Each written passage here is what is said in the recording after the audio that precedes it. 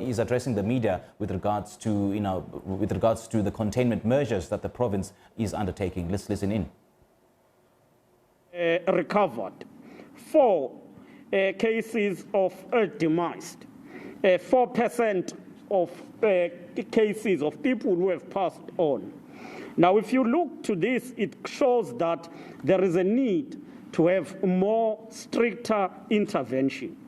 To further illustrate the seriousness of the situation that we are fighting, let us also break from our tradition and take you through district by district, and therefore provide you with the breakdown of cases per district.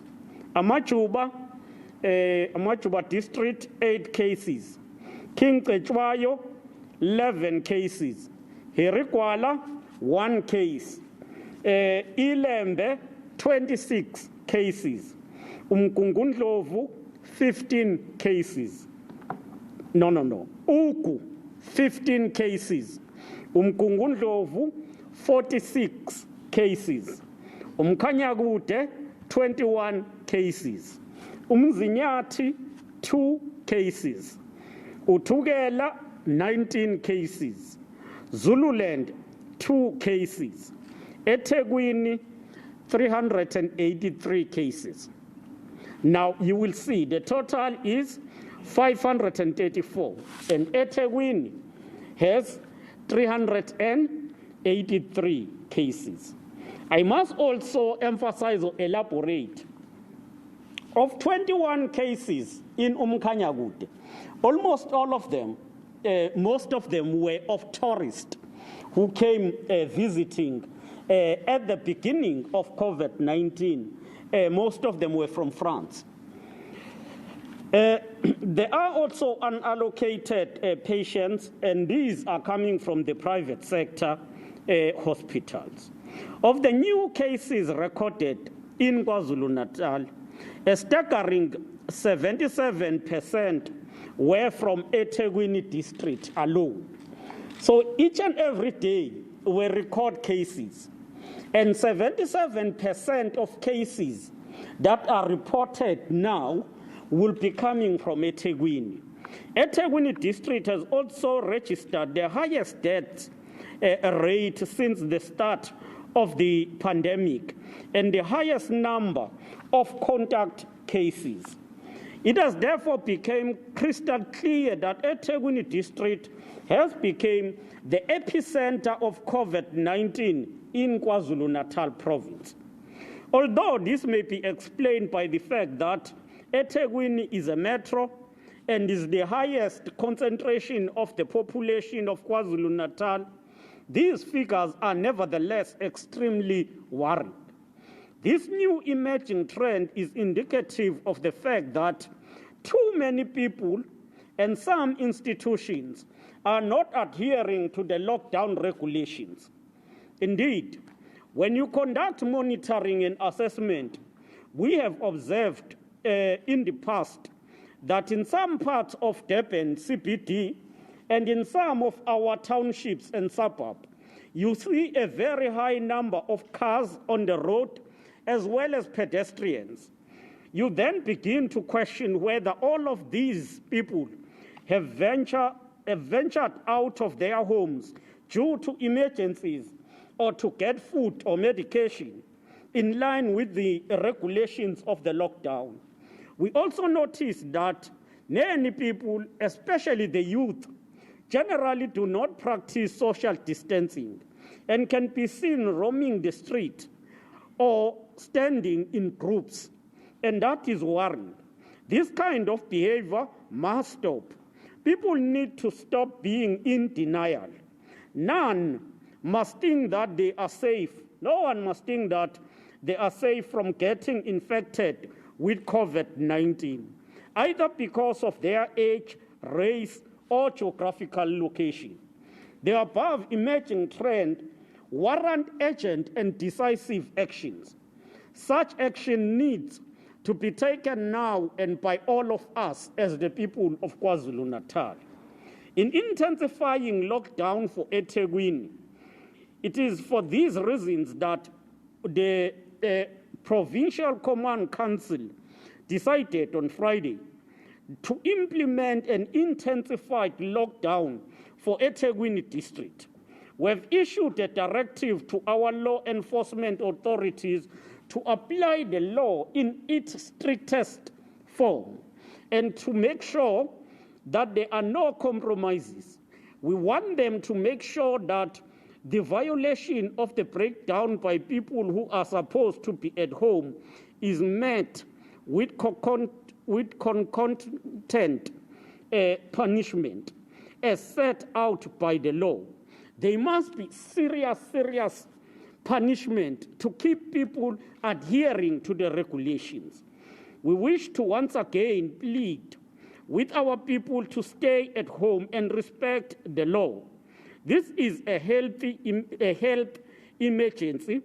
We are in a disaster mood. It is not business as usual.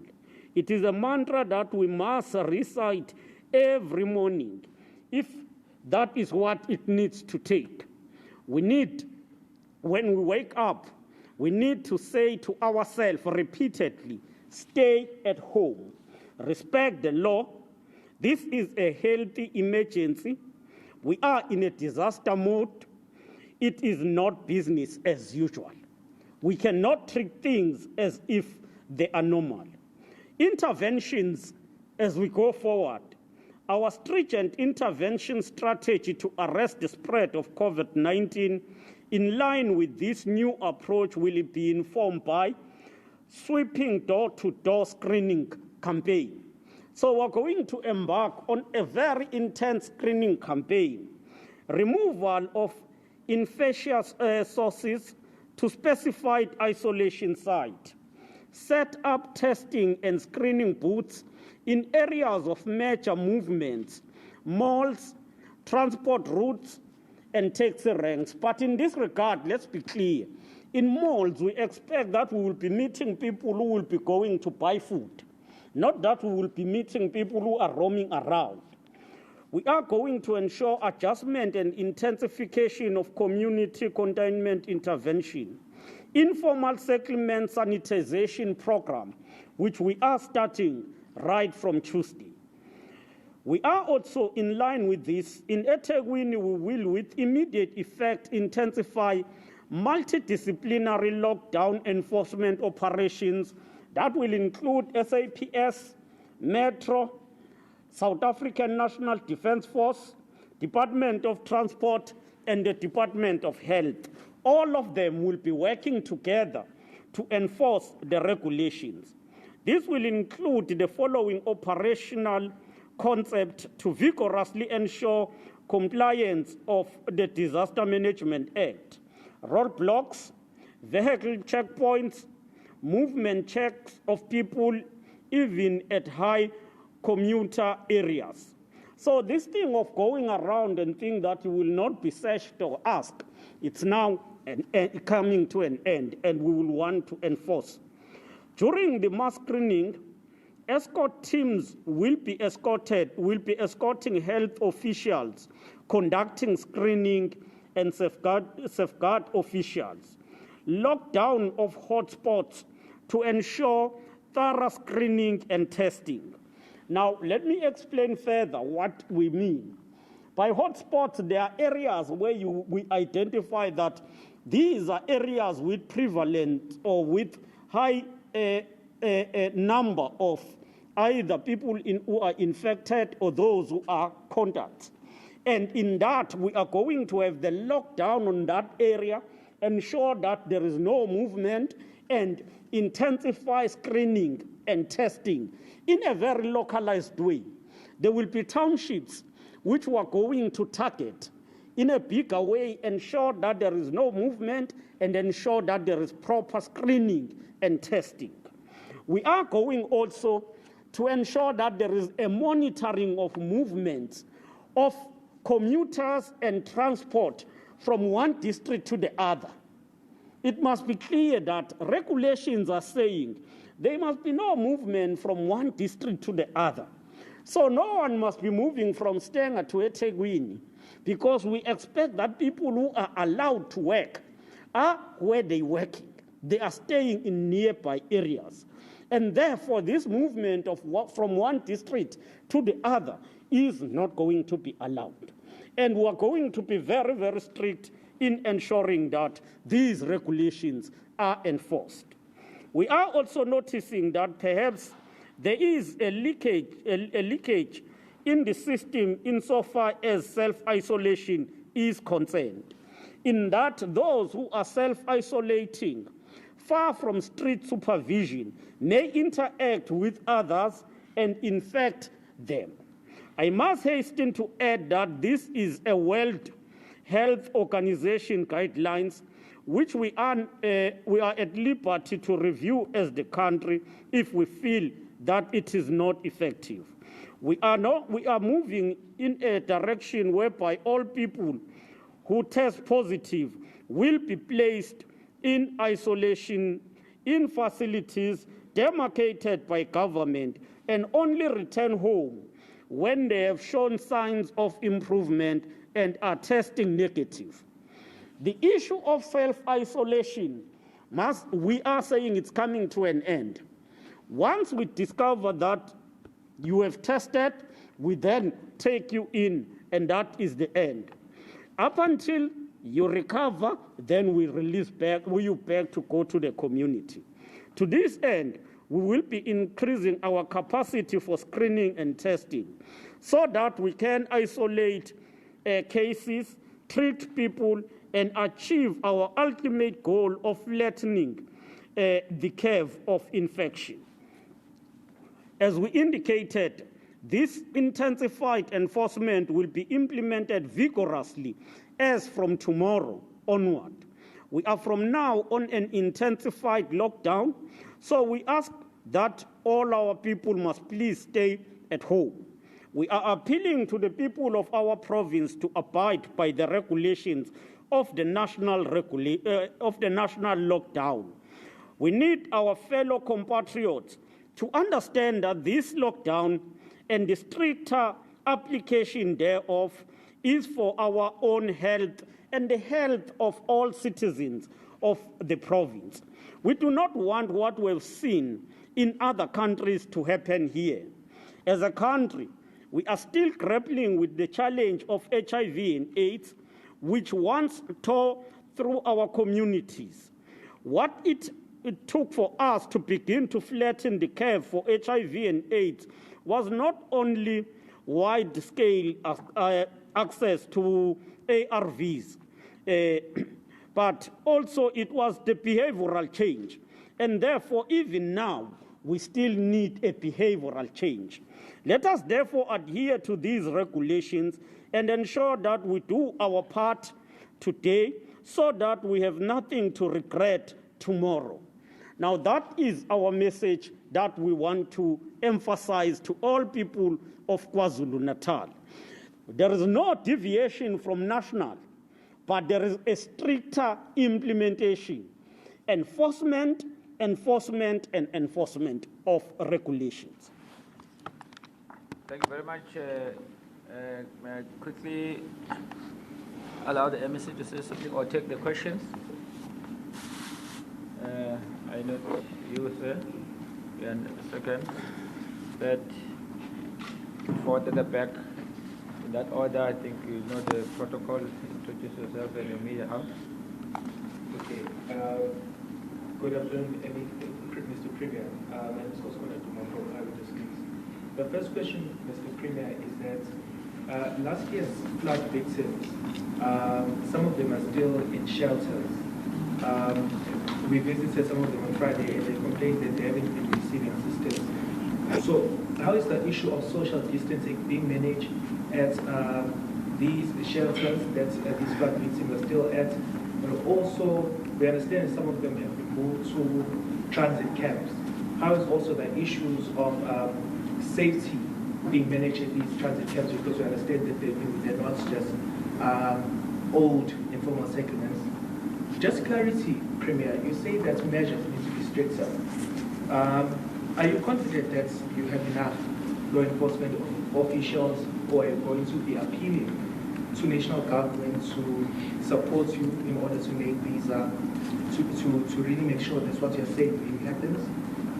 This issue of self-isolation starting tomorrow, for someone who's staying at home right now and will be hearing you saying this, does that mean that someone who's been self-isolating all along will then now have to present themselves at an institution that you've identified, or are they staying, or is this just starting tomorrow?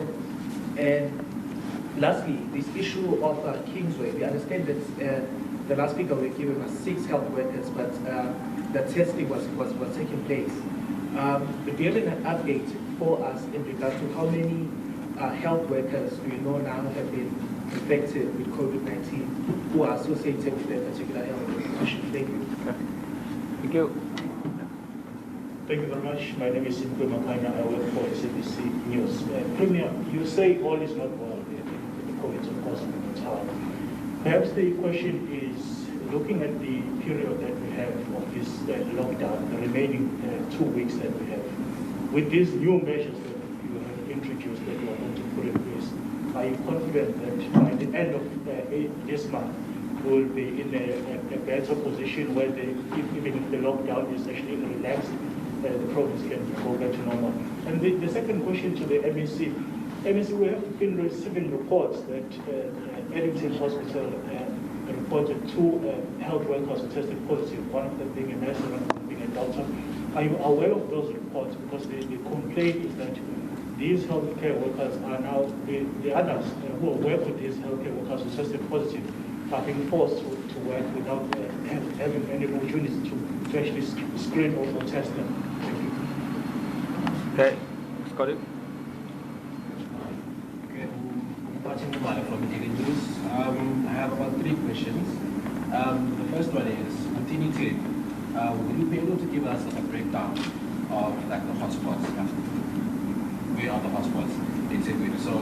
So that people know, like for example, in Ulas, that Ulas is a hotspot. Therefore, they'll even take better precautions, so to speak. That's from an information perspective. Second question is a clarification. You said that eThekwini is leading in terms of the number of infections and deaths. So naturally, would I be wrong in assuming that in the country, eThekwini is number 1?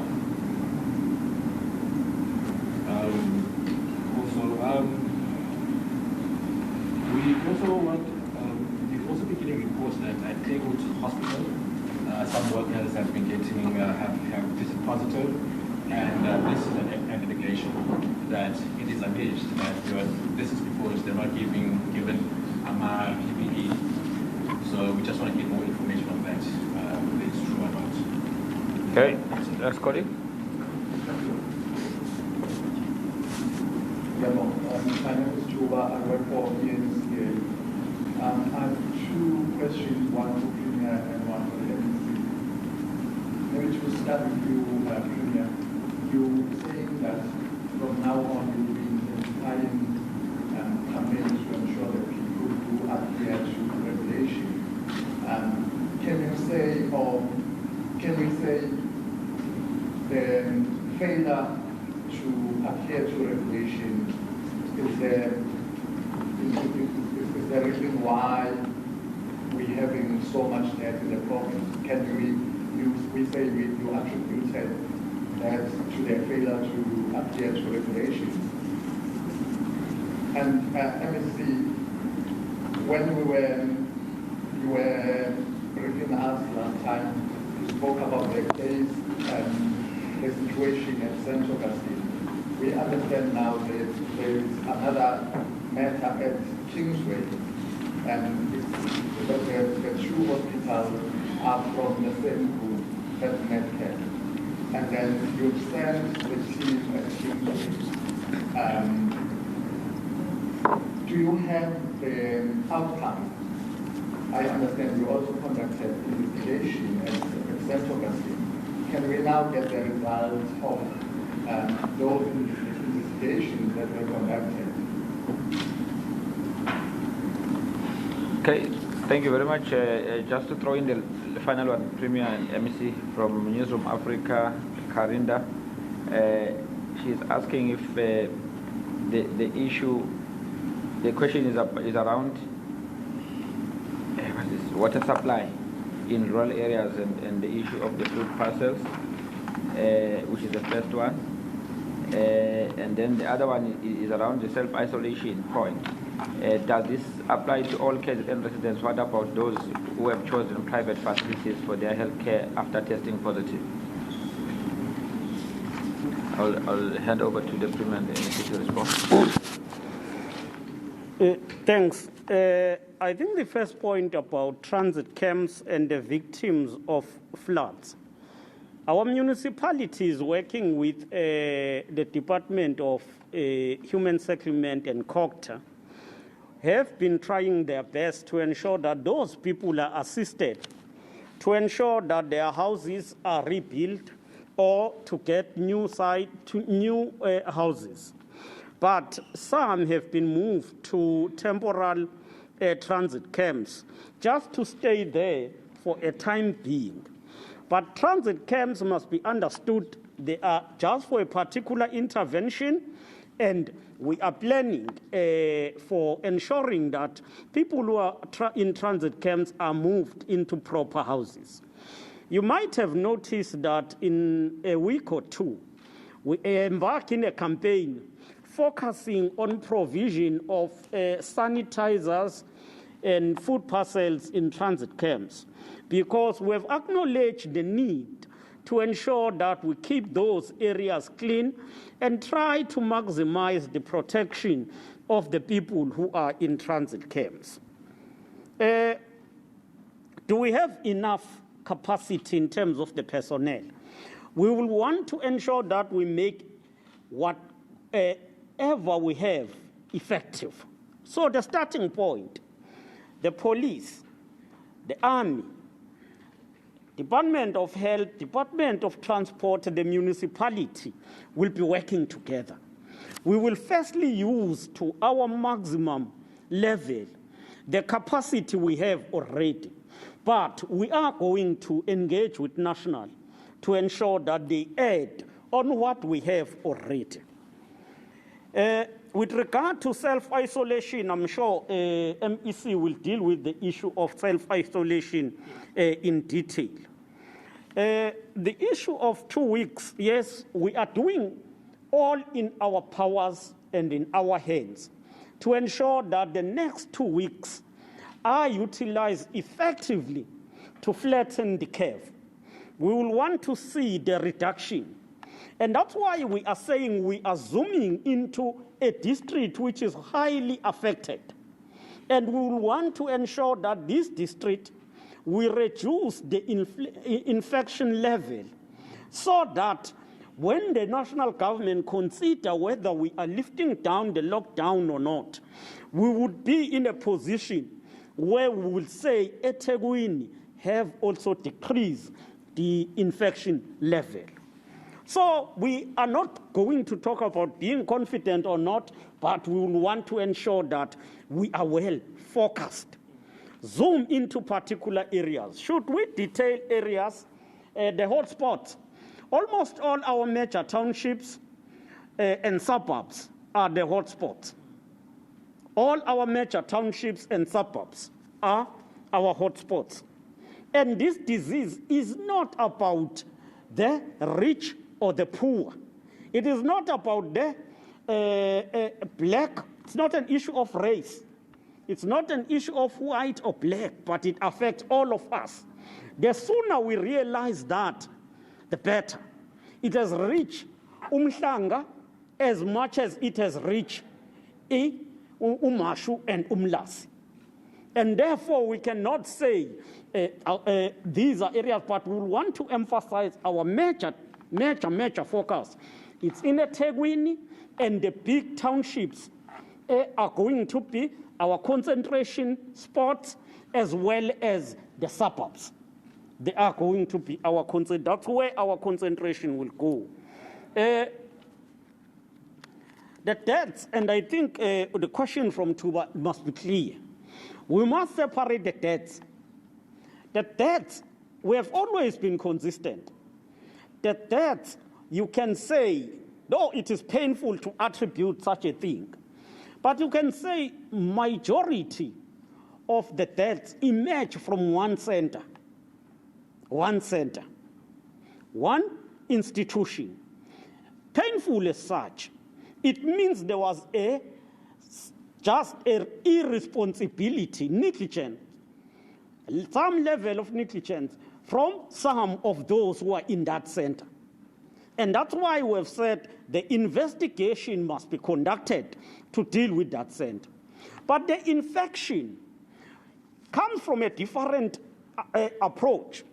The infection is in a main caused by those who are self-isolating, claiming to be self-isolating, yet they will be going around, roaming the street, interacting with their families. So that's why we are saying we are now targeting straight into the ward, starting from the district into the ward and focusing on an individual. And that is our approach in relation to that. We want to be emphatic with regard to the issue of investigation. I'm sure MEC will deal with that. Water. We have provided water tankers and static tanks to a number of rural areas. We've realized that some municipalities have not installed these static tanks. And we will want to call on all municipalities to make use of the static tanks and water tankers. Water tankers are the one that delivers water. The static tanks is the one that must be installed in each and every area so that people will come to collect water from there. And we will want to assure the people where we don't have this, we will still going to ensure that we provide water. Food parcels, this is not just a question of a food parcel for us. It should be understood in a context of a social relief program where those who are needy and cannot sustain their livelihood are supported. And therefore, in doing so, we are emphasizing that we must place respect of the dignity of the people. The fact that they are needy does not mean that their dignity must be undermined. And I'm sure that at a later stage we will be communicating, but we don't want people going around placing food parcels and individuals as if we want to exhibit or we want to explore the state of our people. We must treat them with respect, irrespective of where they are. Attached to that will be the issue of politicizing food parcels. If we provide food parcels, let's provide that as a social relief program to the people, not on the basis of a political party and affiliation. Let us serve all our people as they are, irrespective of the party they belong to. And let's do that honestly. We have heard that there are those who are taking the opportunity to sell food parcels. It is wrong. And if we get that, we will take decisive actions. And we must, in providing that, be able to do in a manner that respects the rights and dignity of all our people. I would, before allowing MEC to come on and deal with other questions, we are going to be very strict, going to be very, very strict in the movement of people, and we would want all of us to adhere to the regulations. And serious punishment will be imposed on those who will undermine the regulations. Thank you.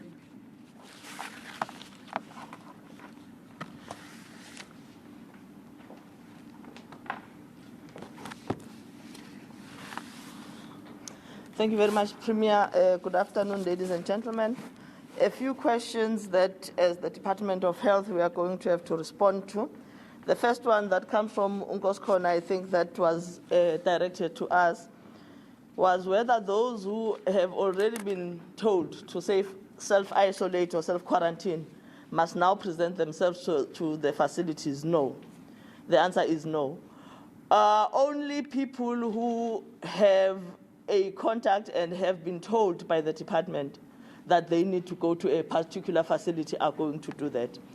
I'm saying no for now because the Department of Health in eThekwini in particular, as of today, in fact, everyone who has tested positive today or everyone who's required to self-isolate or to isolate or quarantine as of today is being moved to the facilities or to facilities identified by the department. So once that process is concluded in the next day or two of the people that have been tested, then the department will go back and look at the history and how the different people that are self-isolating have been conducting themselves. And those that are seen to be not adhering to the rules are definitely going to be taken into facilities.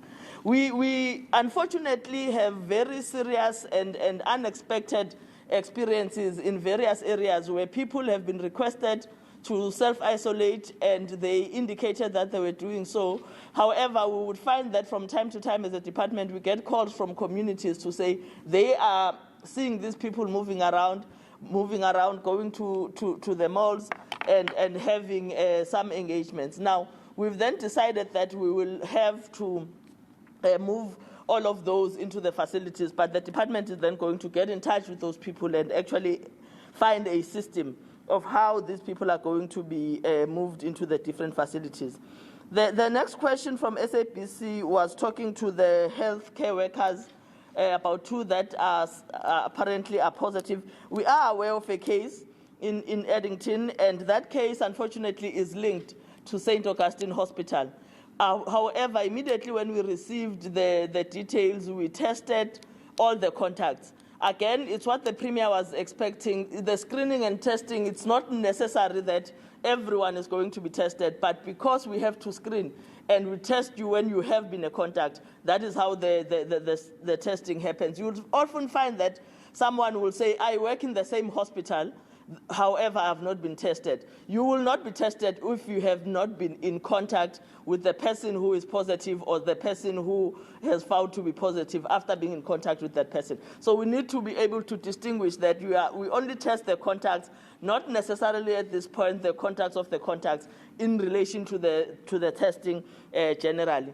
But I must indicate and emphasize the point that was raised by the Premier, that our screening and testing protocols are in line with what the World Health Organization has indicated and are in line with the suggestion of the National Institute of Communicable Diseases in South Africa.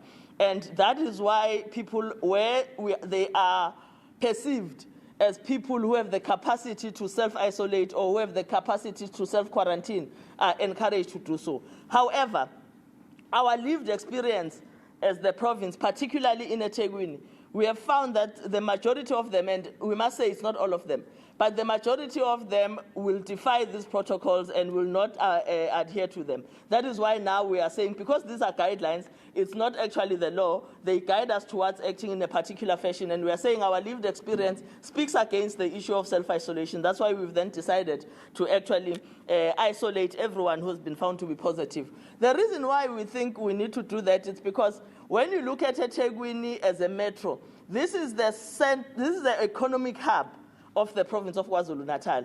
And unless we tie down and deal with the infections in eThekwini, it means the whole province will continue to have infections unabated. And it's important for us to focus on eThekwini. I must say that we are not targeting eThekwini as a metro, but we have a two-pronged approach as the province of KwaZulu-Natal. An approach that says the districts that have not necessarily have a bigger number of infections, we are going to screen and test within the next 2 weeks and close it down, just make sure that no new infections get there, while we focus in eThekwini, and after eThekwini we'll then focus in the other districts that are seen as having their numbers growing. So the emphasis is that we are not bringing in new regulations, but we are emphasizing the adherence to the regulations that are already there, and we really believe that people must adhere to that.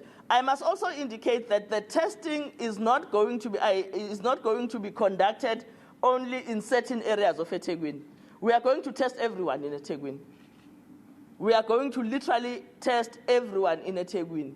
However, because we can't start everywhere, we then started identifying certain suburbs, certain townships, certain areas in the rural areas, so that we are able to be focused. So we will test everyone, including those that are in rural areas in eThekwini, because everyone is exposed, and everyone in eThekwini in particular will move around the same area. So we are going to do that. And I'm glad the Premier is indicating that there is no hotspot within eThekwini. The whole of eThekwini is a hotspot.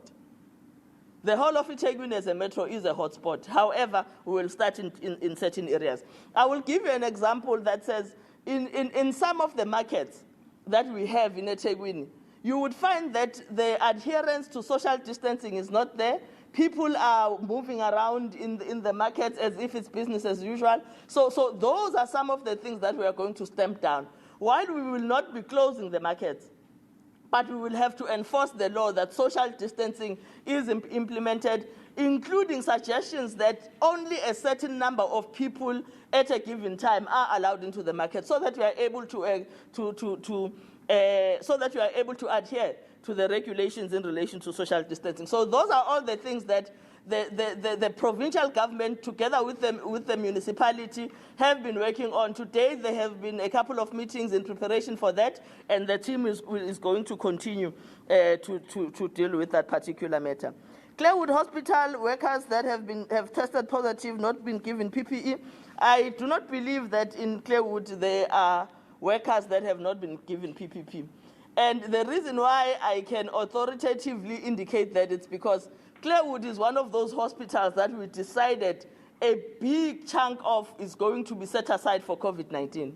So we, as a provincial government, we have really focused the majority of our attention into that particular hospital.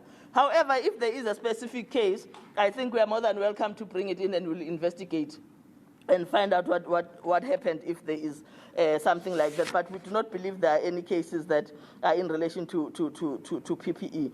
If there are workers that have been found to be positive, again, you would often find it's sometimes not necessarily because of the work that they are doing there. It could be in relation to where they live, who they've been in touch with, who they've been engaging with, as I've indicated in the case of Eddington, that the worker that tested positive was as a result of the association with one other worker who worked at St. Augustine's Hospital. Investigations into St. Augustine's and Kingsway, are they concluded? Not yet. We are still waiting for the results. We know that clinically, our investigations have been concluded in terms of taking the swabs in the whole facilities and so forth. But you need to be more in depth when you investigate these matters. It's not just at that particular level. But we also think it's not necessary for us to rush this particular investigation. For us to be able to get a credible outcome, we need to give the process we need to give the process an opportunity to run itself properly, so that they get a credible outcome out of whatever investigation is being conducted. So at this point, we don't have any report as yet. And as soon as we receive these reports, we will indicate, because they will also have to go to the minister and will indicate. But I also wanted to indicate something that we have not indicated before, that in St. Augustine, the complex itself, there is a ward or a building that is not necessarily linked to the main building of the hospital, but this is a building that was utilized, or that is being utilized as a dialysis center. Now, understanding the shortage of dialysis in the province, when we closed down the hospital, we then agreed with the hospital that that particular dialysis center will continue to function on the basis that it is separate. It's separate from the main building. Although we raised an issue with the group to say, how sure are they that the virus has not moved around? And they indicated that it was not possible for the virus to move around because the healthcare workers that work in the hospital don't necessarily work in the dialysis center. I must indicate that as of Wednesday, we were informed that close to 7 patients in that facility have been found to be positive. We are now faced with a situation where we need to instruct, and we have indicated to St. Augustine that they must find alternative centers for these particular patients to be dialyzed. Now, we must then understand clinically that it's not possible for someone to just stop dialysis at that particular point, because if you do that, in about 3 days or 4 days, you run a risk of that person complicating and therefore passing on. So we are giving St. Augustine an opportunity, and we've given them a week to say what are they going to do with these patients, where are they going to take them, but they need to test all of them at this point and indicate how many, other than the 7 that we know, are already positive. In Kingsway, how many staff members have been found to be positive? 10. 10 staff members have been found to be positive, but we are continuing with the tests, and we are still waiting for the results in those tests. Premier, I think those were the questions that I had and I needed to respond to. Yes. Thank you, MC. The other question that I have, I think we're going to take the final round, is coming from the Witness newspaper. It's asking, can the Premier and the MEC address some comment on the increase, especially in relation of the number of infections at private hospitals? People are contracting the virus while at private hospitals, so they want that to be addressed. Can you take the next one, the final one? I think that. Oh, you want to have a second bite? Yeah. Okay. Over to you. Come on. All right. I just wanted to get information if the department is aware of this. Apparently, at Cambridge, by devastation, employees found that one of them was positive, and the management of Cambridge allegedly did not do any tests, and they told employees to come back without any novel precautions that would be taken in that kind of situation. So I just wanted to know if the department is aware of that, and if it is aware, is it going to be taking any steps in regards to that? Okay. The last one? Yeah, someone from eThekwini. My question would be to Hussein. Given that every problem, when it manifests, even the tendencies would even a negative ripple effect, as a number of people are not working because of the lockdown, and others were not working, and the food banks, maybe if this thing can carry beyond what it is, somehow to run dry, do we have like an alternative way probably to utilize our agrarian land somewhere in the area, maybe to start planting vegetables, so that by in the space of 3 months we'll be having at least enough food to provide? I'll hand over to MC. Okay. No, thank you very much. I'll start with the question from the Natal Witness that says it looks like infection rates in the private hospitals in particular is increasing. I don't think we need to make a general statement like that. We must indicate that, yes, we have had infections in the private sectors, particularly the 2 hospitals that we have indicated. But I must also indicate that we have been receiving complaints from a number of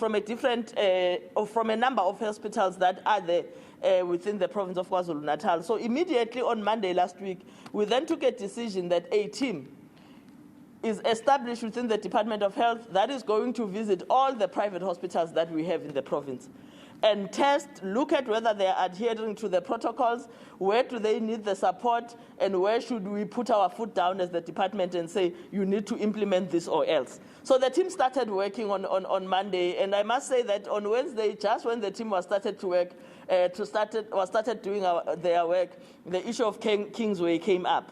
But we are continuing and we are going throughout the province. And we decided that let's start with the private hospitals that are in eThekwini, Ilembe, Umgungundlovu, and Ugu. And as soon as we finish that, we will then be moving on to the other hospitals outside of those areas. And in that, the first group that we are also adding King Cetshwayo district, because they also have a private hospital, and we have had some complaints, and we are then investigating in relation to those. So we decided not to wait for cases to actually pile up, But we said let's be proactive as the department and actually go to these facilities and investigate. And we are working with them. I must say that a majority of the hospitals that we have visited are quite cooperating with government, and we are working quite well together. That doesn't mean where actions should be taken, we are not going to take the actions, because we will then have to do that if it's necessary or if the outcomes indicate that we need to do so.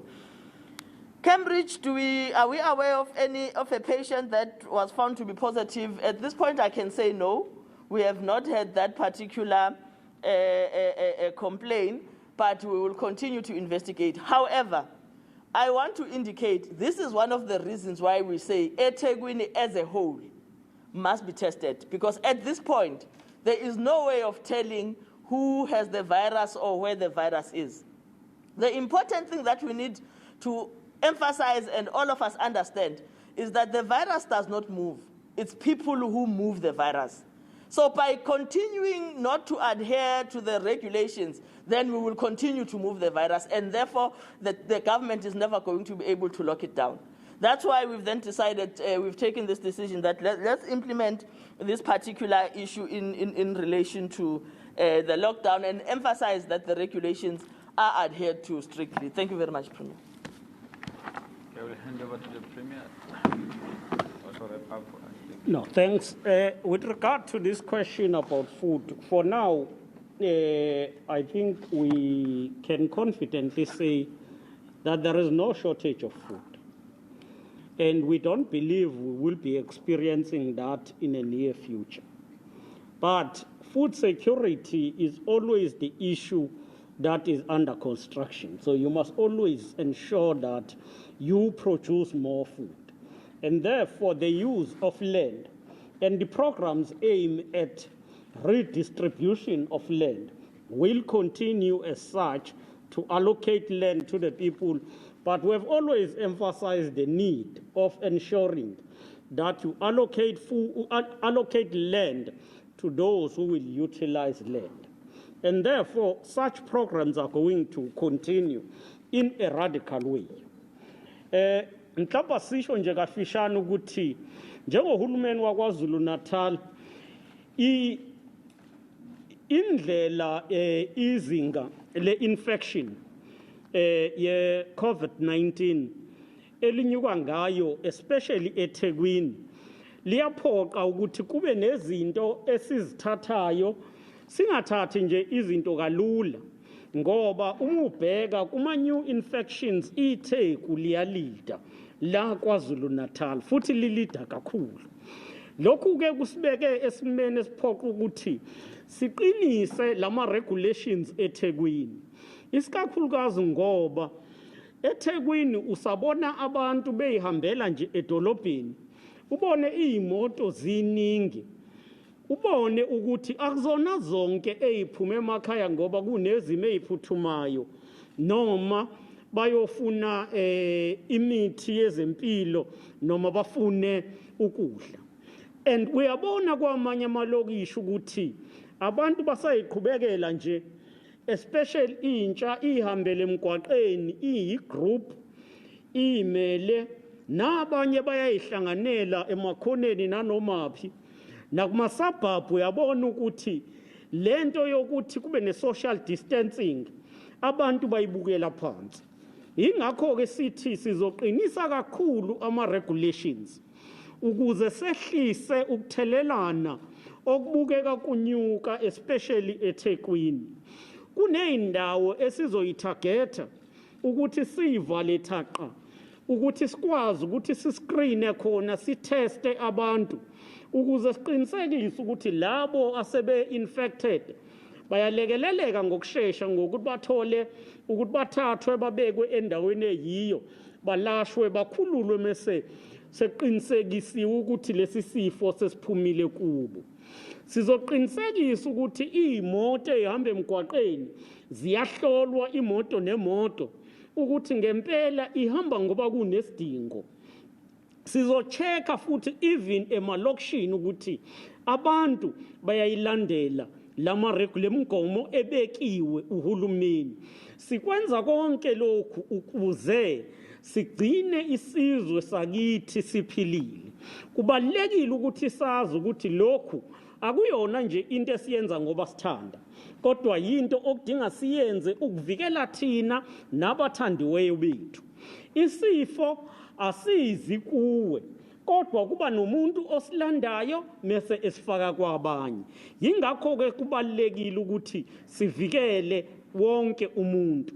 Kulesi sikhathi futhi labo abatholakala benesifo ukuthi sebe-infected, kuzodinga ukuthi sikuyeke ukuthi practice lento ebiyenziwa ukuthi bazoba kwi-self-isolation, sebezongamelwa ngaphansi kwey'bhedlela zikahulumeni. So kubalulekile-ke ukuthi sibambisane, yingakho sithi amaphoyisa, amasosha, amaphoyisa kamasipala, abezempilo, abe-department yakwa-transport, kuzodinga ukuthi baqinise from ama-roadblocks to ukucheck umuntu ohamba emgwaqeni, ukuqinisekisa ukuthi ama-regulations aya-enforcewa kuzo zonke iy'ndawo. Siyabonga. Thank you very much, ladies and gentlemen. I think we have come to the end of it. We will be joining each other perhaps at the launch of the informal settlement sanitization program that will commence in Enyoni on Tuesday. It's just under what was a municipality. Monday. Thank you. Thank you. Siyabonga.